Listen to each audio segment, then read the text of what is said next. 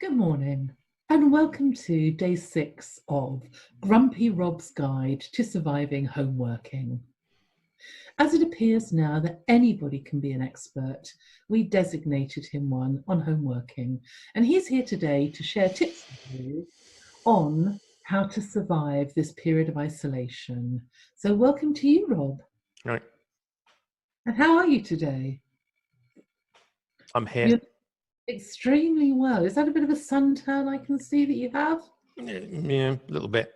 That's because the family are making me go outside for my meals on my own now. So Oh, good. Are they speaking to you now? no, they just leave me notes. Okay, go outside. Rob, we have a really serious subject to talk about today, and that's about environmentally friendly, we've called it. We're not talking about, obviously, the global environment. We're talking about this environment here, because we've all had to set up office at home. And so we've got a couple of questions about that to finish our series here. And these questions are very much around what we do with our environment. Okay. So I'm going to start with Hayley, who's come from Henbury here. And Hayley is asking about her house. She says, my house is a tip. I go to work to avoid being there. I am depressed just looking at it. And of course, now she has to spend all day, every day in it. Well, tidy up. That's all you need to do. Tidy up. Put some things away. Everything has a place and everything in its place, and then you'll feel much better. How anybody works with a crowded, untidy, messy desk is beyond me. How anybody would work in a messy house is even worse. Get yourself tidied up. Do some feng shui if you have to. Have a good clear out, but get rid of the clutter. Yes. That's something I notice about your desk often. Pristine, isn't it?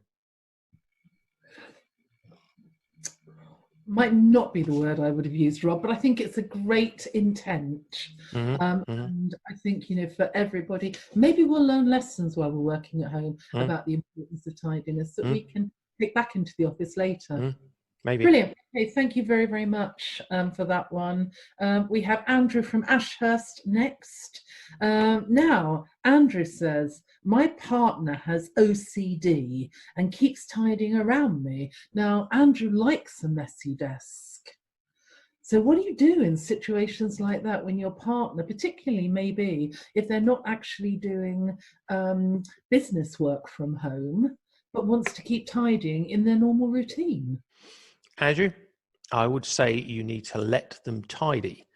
OCD is just a thing that was created by the disorganized to do to try and explain something they can't do. So let the person tidy up. You will feel the benefits of being in a tidy workspace. Trust me. You pretend that you can work well in mess, but you can't. Let them tidy up and just see what a bit of structure, cleanliness, and a bit of organization can bring to your efficiency and your productivity. Okay. I think that's a good idea, although I've always found the concept of OCD quite hard. I mean, I've always thought it should be CDO.